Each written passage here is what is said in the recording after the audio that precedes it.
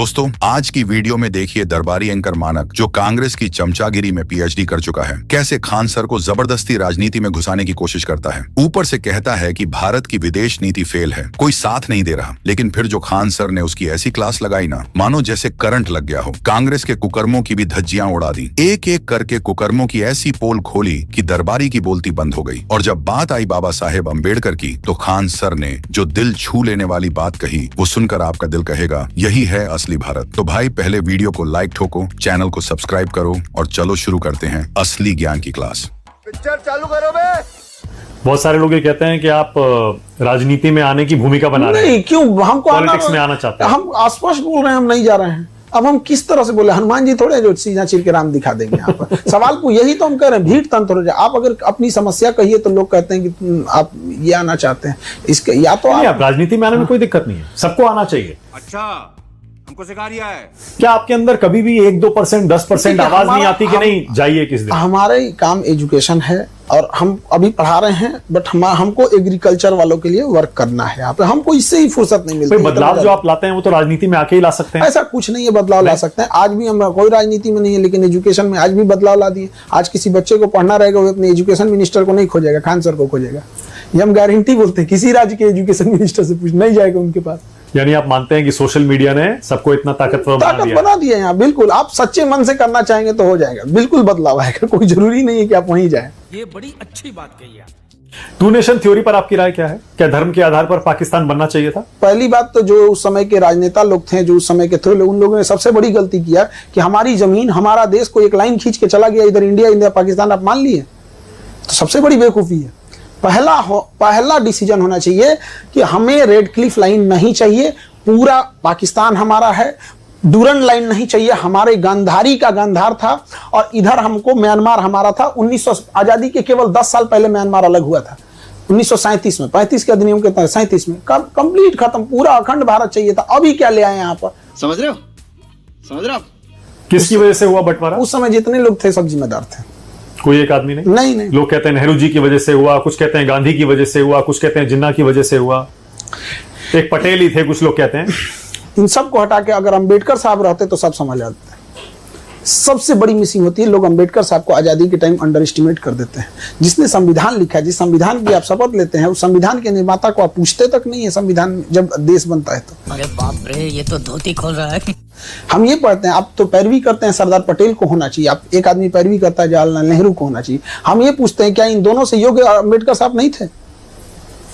आप इन्हीं से पूछिए कि आप दोनों से योग्य थे कि नहीं थे। अंबेडकर साहब वो व्यक्ति थे जिनके हाथ में था एक अलग देश बनाना। 1932 रैमजे मैकडोनाल्ड प्रधानमंत्री, लंदन में बैठ के गोल में सम्मेलन चल रहा था, गांधी जी और वहां खड़े थे। वापस आए, इन्होंने कहा कि मुझे दलितों के लिए अलग देश नहीं चाहिए, बल्कि मुझे उनके लिए आरक्षण चाहिए ताकि मैं उनका उत्थान कर सकूं। क्या जिन्ना से कम पावरफुल थे अंबेडकर साहब? नहीं, उनकी देशभक्ति पे सवाल उठा देते हैं सर। अगर वो चाहते तो वो जैसे जिन्ना ने बनाया था बना सकते थे। सबसे योग्य कोई व्यक्ति था उस समय तो अंबेडकर साहब, जिसकी कोई चर्चा नहीं। उन्हीं को प्रधानमंत्री बिल्कुल होना चाहिए, तो सब लोग एक्सेप्ट कर लेते, इवन जिन्ना भी एक्सेप्ट कर लेता, इधर इंडिया भी एक्सेप्ट कर लेता। लेकिन अपना पर्सनल ईगो में वो एक इंसान छोटी जाति से आता है, वहां भी दिखा दिया लोगों ने।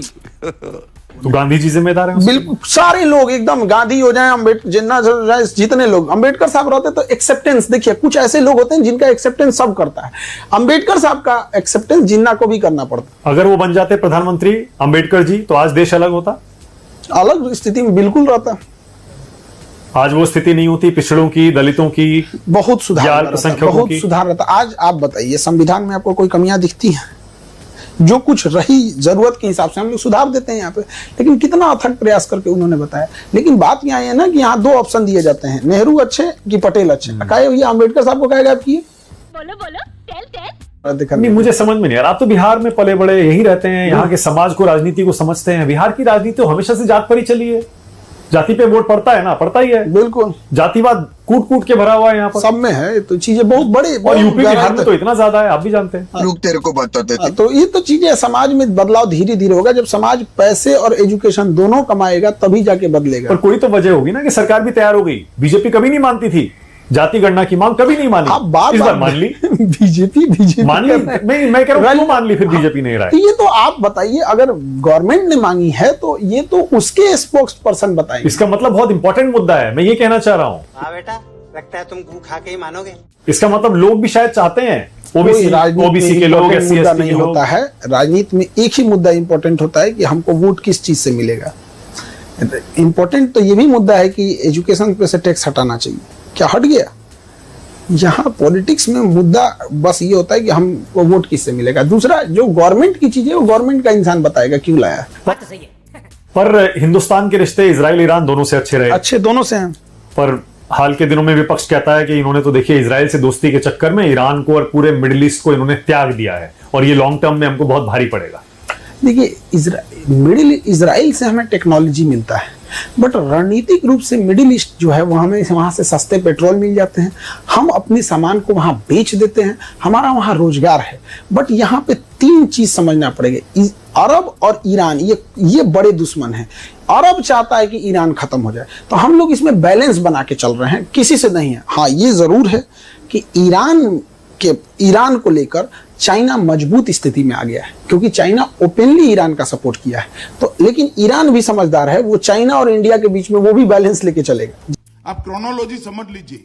जैसे हम लोग ईरान और इजराइल में बैलेंस लेके चल रहे हैं, वो हमें बैलेंस लेके चलेगा। लेकिन ईरान अगर गया तो समझिए कि हम लोग का वेस्ट मिडिल ईस्ट में जाना या फिर सेंट्रल एशिया में जाना, पेट्रोलियम, ये सारी चीजें महंगी हो जाएगी। कुछ लोग तो कहते हैं हमारी फॉरेन पॉलिसी एकदम फेल हो गई है। एक देश हमारे साथ ऑपरेशन सिंदूर में खड़ा नहीं हुआ, जो आसपास के हमारे पड़ोसी हैं वो भी हमारे साथ नहीं है। अबे साले, तेरा तो गेम बजाना पड़ेगा।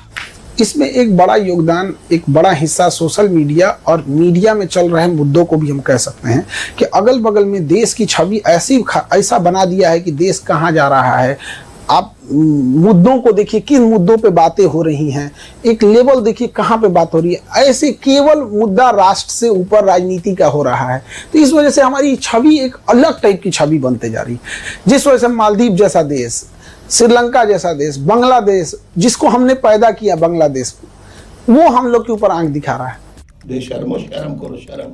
तो हमारी जो छवि है ना विश्व गुरु की, या हमारी जो छवि थी वसुधैव कुटुंबकम की, हमारी छवि राइट विंग की ओर ज्यादा मिटती जा रही है। जो एक रीजन वाले देश में, खास करके जहां देश है, वहां पे क्या हो रहा है कि हमारा निगेटिव इंपैक्ट डाल रहा है। हमारे इंडिया में से बहुत सारे लोग सिंगापुर नहीं गए होंगे, लेकिन उन्हें लगता होगा कि सिंगापुर बहुत अच्छा है। कैसे? क्योंकि उन्होंने मीडिया और इन सब चीजों से देखा है। तो हम मीडिया से काफी प्रभावित होते हैं। अमेरिका कोई नहीं गया है ज्यादातर लोग, लेकिन देखते हैं कि अमेरिका बहुत अच्छा है। उसी तरह से हमारे देश के बारे में पता करने से पहले लोग भी मीडिया देखते होंगे, तो इंडिया से कैसे लेवल की डिस्कस होता होगा, क्या दिखता होगा, उन्हें ये दिखता होगा यार ये सब तो केवल पॉलिटिक्स करता है सब। तो अच्छा है मैं अंधा हूँ। तुम्हारी पार्टी अच्छी कि मेरे, ये प्रधानमंत्री सही कि ये प्रधानमंत्री। अभी तक आप ये जाती कर रहे हैं मीडिया के साथ। सिर्फ मीडिया कैसे दोषी हो सकता है फॉरेन पॉलिसी के लिए? जली ना, तेरी भी जली ना। वो तो सरकार उसके लिए जिम्मेदार, विपक्षी दल जिम्मेदार, जो लोग इस पर बहस करते और करवाते हैं। चड्ढा समझाओ इसे, समझाओ। इंटरनेशनल लेवल पर डिस्कस करने के लिए किस लेवल के लोगों को बुला के लाते हैं लोग? जो मीडिया में बहस करने आते हैं, सो चार ठो मुर्गा जो लगाया जाता है, किस लेवल के रहते हैं लोग? जिनको बिम्स्टेक में कितने देश हैं ये पता नहीं है, आसियान और सार्क में अंतर नहीं पता चल पाता है, संघाई कॉर्पोरेशन और नाटो में अंतर नहीं समझ पे आता है। और मीडिया में आके और वो चार आदमी बोलते हैं कि हमारी पार्टी में ये था, हमारी पार्टी में ये था। कोई कहेगा कि इंदिरा गांधी इतनी बहादुर थी, तो कोई कहेगा मोदी जी इतनी बहादुर थी। यही देखने के लिए आदमी बैठा है। देश कहाँ जा रहा है? कैसी लगी आगे स्वाद? आपको लगता है ट्रंप ने ही सीज फायर कराया था? सबसे पहले ट्वीट उन्होंने ही किया था और ये बड़ा मुद्दा बन चुका है, क्योंकि आपने सीज फायर का जिक्र किया इसीलिए पूछ रहा हूं। ये तो मुद्दा बहुत था। ट्रंप ऐसे भी बड़बोला आदमी है, वो कुछ भी बोल देता है। तो ट्रंप पे भरोसा करना बहुत बेवकूफी है। मोदी जी को करना क्या चाहिए कि ईरान और इजराइल वाले मैटर में और अमेरिका वाले मैटर में इन्हें ट्वीट करना चाहिए कि मैंने अमेरिका और ईरान का सीज फायर करा दिया, यहाँ पर बदला बराबर। लेट ट्रंप, तुम उधर करेगा तो हम इधर करते हैं। वो अमेरिका है, वो इसलिए कोई अमेरिका नहीं उनको है। कोई। खान सर, अब मेरा एक रैपिड फायर राउंड, मैं छोटे छोटे नाम लूंगा, एक एक नाम लूंगा। जो पहला शब्द आपके जहन में आता है आपको वो बोलना है। बोल बोल। आराम से। हाँ हाँ। ओके। राहुल गांधी। कांग्रेस के नेता हैं, बहुत संघर्ष कर रहे हैं। आप पसंद करते हैं? हमारे पसंद को हम तो, हमसे आप 10 नेता का नाम पूछेंगे, हम कहेंगे 10 को पसंद करते हैं। ओके। करा ली बेइज्जती? प्रियंका गांधी। अच्छी बहन है उनकी। सोनिया गांधी। सब एक ही पार्टी से पूछेंगे। आ रहा है, बहुत लंबी लिस्ट है। राजीव गांधी। दूसरे के कहने के वजह से कई डिसीजन लिए जो इनको बहुत बुरा खामियाजा भुगतना पड़ा। चाहे वो सुप्रीम कोर्ट का वर्डिक्ट बदलना पड़ा, साहबानों वाले केस में इन्होंने पता नहीं क्यों ऐसा काम कर दिया, नहीं समझ में आया। जबकि सुप्रीम कोर्ट ने डिसीजन दिया था, मान लेना चाहिए था। फिर बफोर्स तो घोटाला में फंसे और फंसते चले गए। फिर वो स्विस बैंक, लोटस अकाउंट, क्या क्या क्या चीजें एक ही साथ होते गई। उसके बाद से तो दुर्घटना ही हो गई इनके साथ। संजय गांधी। छोटा सा कार्यकाल। नेहरू जी। अंधेरी गली के मुहाने पे जिसको देश पे छोड़ के गए थे सब, जवाहरलाल नेहरू को, तो नेहरू को वर्ल्ड लीडर बनने की अगर चाहत ना होती, वर्ल्ड लीडर बनने की चाहत ना होती, तो देश का ये हाल नहीं हुआ रहता। चाइना पे बिना मतलब का भरोसा करना, कश्मीर का मुद्दा लेके जाना, यूएनओ में लेके जाना, अपने आप को यूएनओ का महासचिव बनाने की ये सोच लेना, बिल्कुल एकदम गलत। चाइना के प्रति तो इनसे घटिया नीति कोई लाया ही नहीं था। ये बड़ी अच्छी बात कही आप। बाबा साहब अम्बेडकर।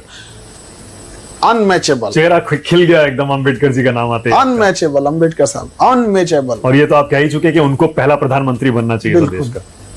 ये सरदार पटेल।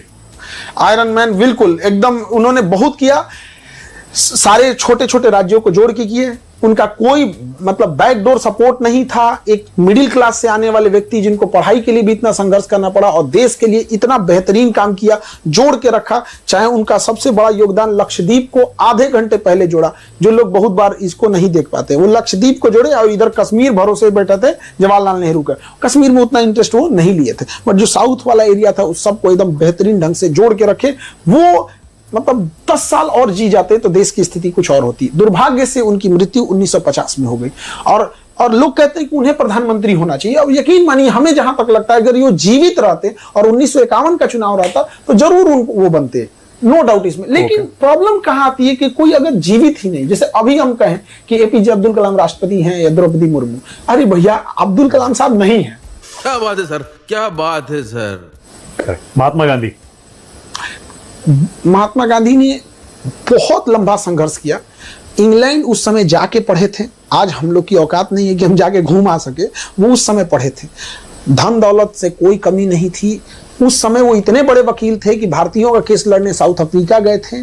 लेकिन इन सब के बावजूद आधी धोती पर उस इंसान ने पूरा जिंदगी बिता दिया। कोई पद नहीं लिया देश के बनने के बाद। अगर वो कहते कि मैं देश का राष्ट्रपति बनूंगा तो पक्का बन जाते, जो चाहते वो पद मिल सकता था, नहीं लिए।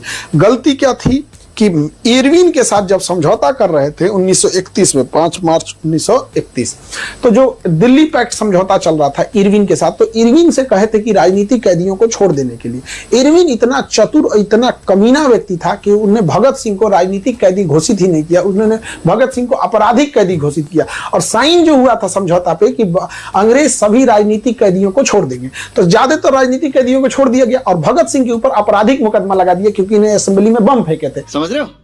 अब जब यहाँ पे इनसे गांधी जी से सबसे बड़ा ब्लंडर हुआ, उन्हें सेकेंड गोलमेज सम्मेलन में नहीं जाना चाहिए था। क्योंकि द्वितीय गोलमेज सम्मेलन जब 1931 में चल रहा था तो उस समय इंग्लैंड का प्रधानमंत्री रमजे मैकडोनाल्ड था और उसी समय सेकेंड वर्ल्ड वॉर की तैयारियां चल रही थी, तो वो चाहता था इंडिया को शांत करे। इसलिए इरविन के ऊपर दबाव था कि कैसे भी गांधी को भेजो। और गांधी इस समय दांडी मार्च और सविनय अवज्ञा आंदोलन चला रहे थे। अगर गांधी जी इस बात पे स्टिक हो जाते कि नहीं, भगत सिंह की फांसी माफ की जाए, तो इरविन को मजबूरी अपना वीटो पावर लगाकर भगत सिंह की फांसी रोकनी चाहिए।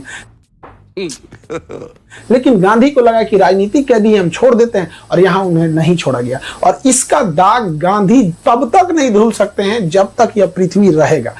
सही पकड़े हैं। ओके, आज के नेताओं पर आ रहा हूं। नरेंद्र मोदी। थकते नहीं है एक तरह से और हमेशा मेहनत कर रहे हैं। थोड़ा ध्यान एजुकेशन पे दे दे। अमित शाह। अब इनका तो क्या कहिएगा, चाणक्य कहा जाता है इन्हें। राजनीतिक रूप से डिसीजन एक्टिव लेते हैं। योगी आदित्यनाथ। जो करना है करेंगे, जो आए देख लिया जाएगा। जलवा है हमारा। असदुद्दीन ओवैसी। अभी इधर जो विदेश ऑपरेशन सिंदूर के बाद जो हमारे डेलीगेट गए थे, वो उन्होंने बहुत बढ़िया वहां पे जो मिडिल ईस्ट हो गया या अरब देश में हो गया, जो बेहतरीन ढंग से पाकिस्तान को धोया उस इंसान ने। कंप्लीट अपना वो जो एक स्टेटस था, जो एक पहचान थी, छवि थी, कंप्लीट बदल दिया उन्होंने। ऐसे देश के मुद्दे पे सबको एक होके रहना चाहिए। ये हुई ना बात, मजा आया।